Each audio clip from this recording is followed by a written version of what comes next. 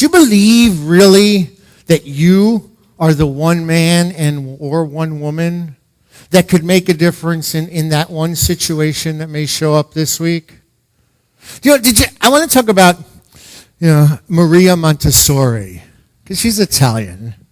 And I want to talk about her. If you don't know who she is, she was born in Italy in 1870. And she educated herself, and, women didn't really get into college in Europe in the 1880s, 90s, like it is today. And as her education progressed, her parents, of course, especially her father, decided she would be a school teacher, because that's what women did in the 1880s and 1890s. Well, she began to break through barriers, and she determined she wanted to be a doctor. A woman doctor? No. Her father opposed this. Why? Because all the medical schools in Europe, especially in Italy, were then all male. And she was undeterred, and she just persisted and persisted. And she denied, but God has a way of showing up. And literally the Pope intervened. The Pope, the Pope, right? A big dude, big hat, Italian guy, and got her into medical school. And then she was so determined that even after unsuccessful interviews, she went to the guy who interviewed her and said, I'm going to be a doctor. And that's how she said goodbye to him. And she became the first woman doctor to enter medical school in Italy. And this was no fun. Okay, she faced prejudice from all the men. They didn't cooperate. They didn't appreciate that she was there. She had to work alone all the time, including all the dissections and labs and experiments that go into being a doctor, where there's teamworks and groups. You've seen, surgeries. There's groups of people. Not even, nobody would work with her. And so she did it all by herself. And not only did she become, I believe, she didn't become the first Italian woman doctor because she was such a dedicated student, which she was, or because, she worked really hard, which she did. I believe she achieved this goal because she managed her emotions through all the opposition and all the prejudice and all the obstacles that were put up. You know who Jackie Robinson is, right? Jackie Robinson played baseball. And he was a pretty good baseball player. In fact, he was a great baseball player. But did you think that Branch Rickey, who was the head owner of the Brooklyn Dodgers, picked Jackie only because he knew how to hit the ball and could catch a ball? The owner of the Brooklyn Dodgers chose Jackie not because he was a great player. He chose Jackie because he believed that Jackie could manage his emotions in the face of all the resistance and hate that would be thrown up for the first African-American baseball player in the 1940s in America. And they had a conversation, and Branch Rickey was telling Jackie, do you know what they're going to put you through? Are you sure you want this? You're going to be in stadiums with tens of thousands of people throwing things at you. Can you handle this and not dish back anger to crowds? Can you maintain yourself as a gentleman in the face of what's going to happen? And we all know history, Jackie became the first baseball player playing for the major league who was an African American. And so last week I urged everyone, in fact I gave out some strategies, and we're studying this book, Emotional Intelligence. And last week we talked about self-awareness, and I assigned homework. And I gave everybody 15 things, and I said, pick 3 that jump out to you to pay attention to how our emotions, our feelings show up in their life.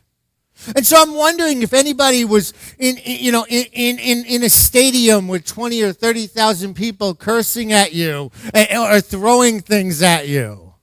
I mean, did anybody have to go through anything like that this week? I'm wondering if any of you were the only woman having men tell you, get out, you can't do this because you're a woman. and just have to stand there and take it. I'm wondering where our emotions showed up this week in our life. Anything close to what we've seen in history. And so the reason we want to pay attention to our emotions, self-awareness, which is spiritual awareness, which is God awareness in every situation, is to see what we do when they show up. Because this book is really clear. A lot of times in our life, our first thought is a feeling, and we have no control over the feeling, that first feeling.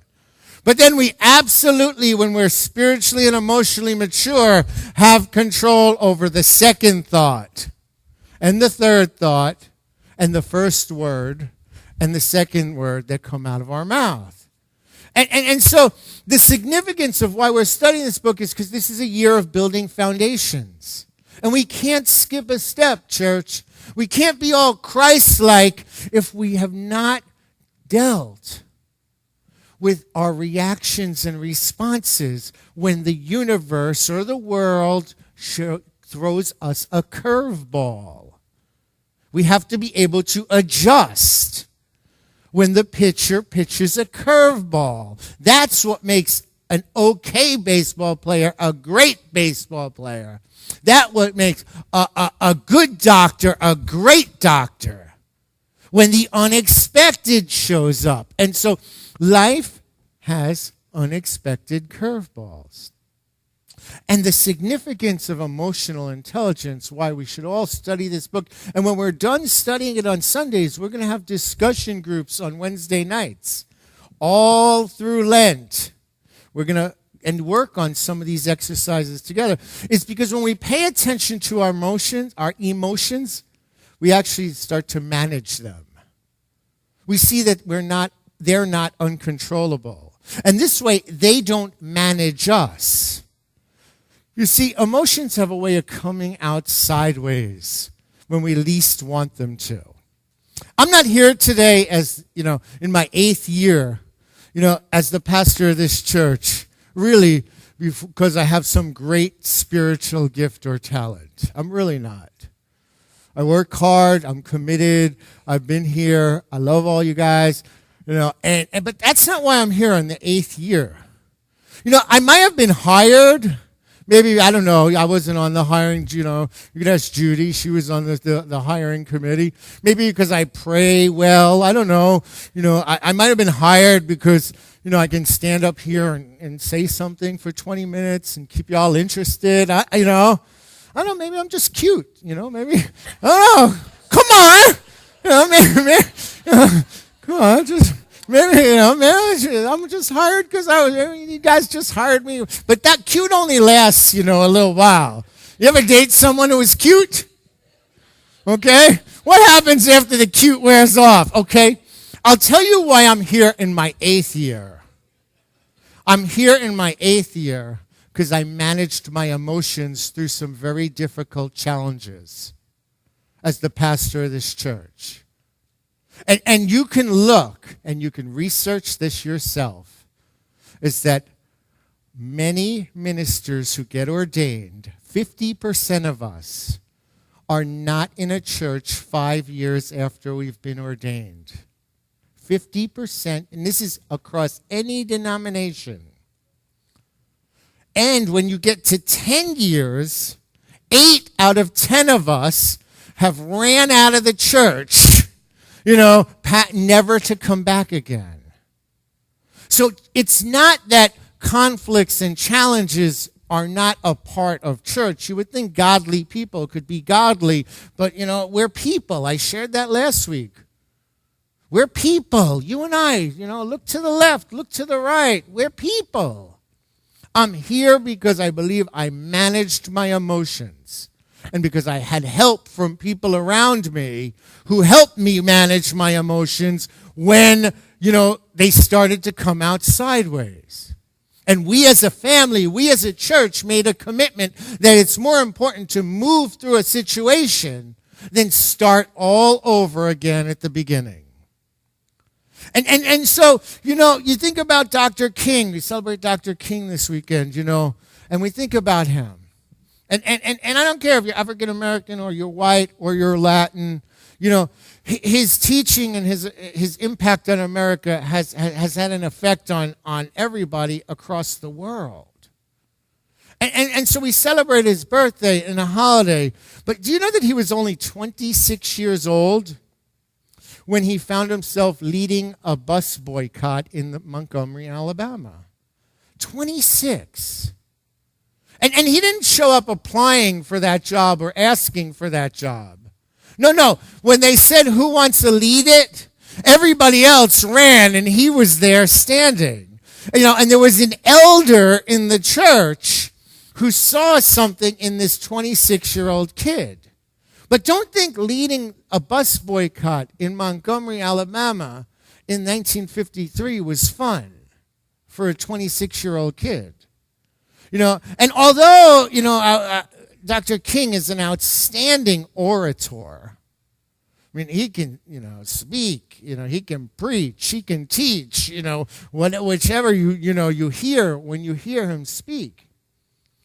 I don't think this was the foundation of all the greatness that he accomplished. I think there were a lot of great speakers through history that we don't even know their names or remember them. African American, Latin American, white, women, men. I believe it's because Dr. King was able to manage his emotions when he was spit on. He could manage his emotions when he was unjustly arrested over 30 times in his life. He was able to manage his emotions when his home was bombed. It's the management of emotions that allow us to grow spiritually and observe who's showing up in us. And we cannot skip a step. We can't be all spiritual and holy till we've got this down. There's another book we're going to study, Spiritual Intelligence. But we can't be spiritually intelligent if we're emotionally out of control. It's that simple. Did you ever raise a child? Any of you? Okay? What do you do when the child blows a fit? I'm sure you all have a way of handling it, but what I don't think what you do is go right to the spiritual and say, oh, you holy child of God, I behold Christ in you. I don't know. I was never a dad, but any moms, go right, the kid is having a temper tantrum, fit, suspended, trouble. Oh, no, Cindy, you're my godson? Oh, Tyler, thou art the Son of God. Okay, I want to see that, I want to see the real world. And so, in 1959, Dr. King wrote in this great book called The Measure of a Man, he wrote, man is man because he is free to operate within the framework of his own destiny.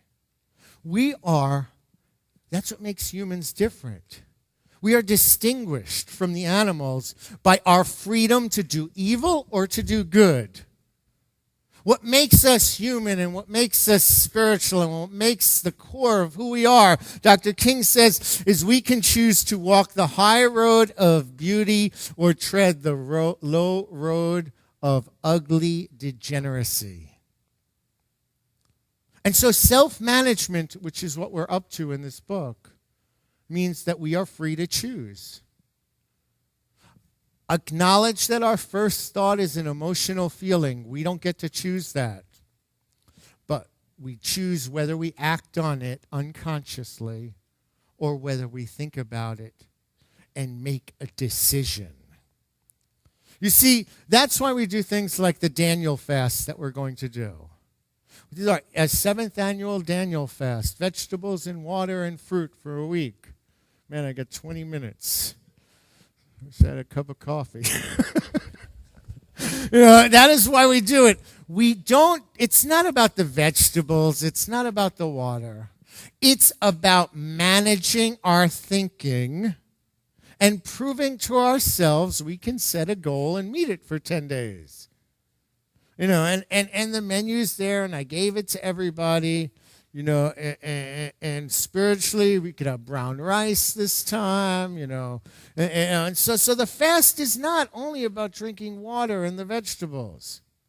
The fast is about building spiritual confidence for bigger things in our life, for relationships, for standing in the fire of a conflict, for communication with other people. It's about standing in our truth, like Shadrach, Meshach, and Abednego, when everybody was told to bow down in Babylon, which represents metaphysically confusion. And they stood up in the room and refused to bow down, and they said, listen, we're not bowing down because my God will either save me or free me. But there are too many times we in our lives bow down to a lesser idea. Bow down to something that's not God's calling in our life. And so this fast, it's about making changes we want in our life and taking small steps. It's about overcoming a belief that our mind controls us and recognize we control our life. That's why this evening we're screening a great movie, Voyage to Betterment. And the Voyage to Betterment is see how others have managed changing their life. It's about a group of young, people who decided to live healthy for 30 days. And the changes that they made in their life. And we're going to meet here at 6 o'clock and watch it if you're interested. And so that's how we can always see how someone has done it. That's why we read books. That's why we metaphysically interpret Bible, so that we can recognize this is possible for me. On page 14 of the book, right at the beginning, he says something that, he says, we enter the workforce knowing how to read, write, report on bodies of knowledge, but too often we lack the skills to manage our emotions in the heat of the challenging problems we face. Good decisions require far more than factual knowledge. They are made using self-knowledge and emotional mastery when they're needed the most. And so the point of this book is it's easy to be spiritual when everything's wonderful. It's easy to be prosperous when there's plenty of money. It's easy to be, happy and joyful. When there's love in the air, and so the point about being spiritual is being spiritual when the curveball shows up in life. And the book describes there are 5 core feelings that guide our life: happiness, sadness, anger, fear, and shame. All of those feelings, it lists like 50, 60, 70 emotions and feelings on page 15. But they all show up. We make decisions because it brings us happiness. We make decisions to evade sadness. We make decisions because we're angry. We make decisions because we're afraid, or we make decisions because we're ashamed. And so when we pay attention to why we make the decision, we can actually change the patterns in our life. Today's handout, which is in your bulletin, offers 17 strategies to help us manage our feelings that seem to frequently show up. And I invite you to, again, only pick 3 or 4. Don't try and build the whole, tower in one day. But today I want to talk about fear. The book talks about all 17. Today I want to talk about fear. Dr. Howard Thurman says fear helps us protect ourselves, and that's true. Or fear is a feeling that helps self-preservation, but only for so long. He says fear becomes a death to ourself when we continue it. When we continue being afraid of things emotionally, or we're afraid of goals, or afraid of success, or afraid of relationships. That's not what fear was meant from, it's God in us. Fear is meant to protect us from situations. He says to fear anything is the denial of the integrity of our own life. And that one who fears is literally delivered to destruction. Our conviction about God in this church, recognizing God is in us, changes our relationship with fear. It changes it when we could remember God and let go of the fear. But when we hold on to the fear and forget about God, you know what happens. You know, Dr. Thurman says just turns to Jesus to look beyond fear. In the 10th chapter of Matthew, Jesus says, do not fear those who kill the body, for they cannot kill the soul. No one can kill your dream, but who can kill your dream? No one can kill my dream but me. No one can kill my passion about a situation or a gift or a talent but me. It doesn't matter. I mean, you know, Steve Jobs was told, forget about computers. You know, Lucy Ball was told she was the worst actor in the world. Give it up. You know, Oprah Winfrey was told, you'll never make anything in TV. You're horrible. I mean, they were all told, and they did not buy into what somebody told them. In Luke, Jesus says, fear not, little flock, for it is God's good pleasure to give you the kingdom. And so the kingdom represents that passion. The kingdom represents the dreams. The kingdom represents what you want to build in 2013. And what Dr. Thurman writes is the awareness of being a child of God stabilizes the ego and results in courage, fearlessness, and power. And what he concludes in this great book that he wrote, you know, he says, what Jesus did, all of us may do. Jesus belongs to no age, no race, no creed. When we look into his face, we see etched in the glory our own possibilities.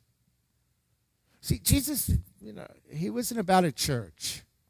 In Strength to Love, Dr. King says there are 3 antidotes for fear. You know, he has a chapter, and it's called Antidotes for Fear. And so if you're afraid, and these are all online. You don't even have to buy the book. Just Google Dr. King Antidotes for Fear. He wrote a prescription, just like a doctor. He ripped it off, and he said, here's your antidote for fear. And he said, the 3 antidotes for fear are 1, face the fear, 2, be courageous, and 3, act in love. Face the fear, be courageous, and act in love. And so as we proceed to continue our book study about emotions, let's remember that the life of Jesus was not about a church. It was about facing fears, being courageous, and acting in love. It's about a beloved community that you and I can create working together. It's about recognition that our emotions and our feelings are the greatest part of us. It's what makes us different, to be able to feel love and feel passion, but we're supposed to make intelligent decisions from them. It's about proceeding and moving through the emotion. The only way that you cannot heal a fear is not move through it. And every time I move through a fear in my own life, I realized it was an illusion, and I think, why did I wait so long to just, get that behind me? And so as we proceed, let us recognize there's a truth about Jesus, and then there's this fairy tale that surrounds his modern-day worshipers. And that Jesus was all about breaking through fears. He was about being true to oneself. He was about being emotionally intelligent and speaking what was on your mind, speaking it in love, and not holding back, not being in denial, not having to live a life where you feel like people, places, and things are always holding you back. Jesus taught love and rejected fear. Jesus saw that fear paralyzes the mind, the spirit, and it also paralyzes communion with God. He affirmed life. Our emotions are here to affirm life. We are here, to believe in ourselves, to eat clean, to show up, to give 100%, and to get results. Do you believe in yourself? When I say eat clean, metaphorically, what ideas do you pick up? Negative ideas. You know how a kid walking down the street and he goes to pick up something, you're like, ooh, don't touch that, it's dirty, right? Well, if someone tells you can't do something, ooh, don't touch that, it's a dirty thought. If someone's, bringing you down, don't touch that, it's dirty. Just believe in yourself, eat clean, show up, give 100%, and get results. Yeah, that's CrossFit, ladies and gentlemen. Not church. Somebody gave me a free thing for CrossFit. But I actually think that's our mission, Tim. Somebody gave me a free training session in CrossFit. And I'm looking at this. I'm like, was this my church or is this CrossFit? Believe in myself, eat clean, show up, give 100%, and get results. That's our mission this year. That's 2013. That's building, undiscovered foundation. Fear is a great denial. I've only addressed fear. Remember, there are 5 feelings in this book.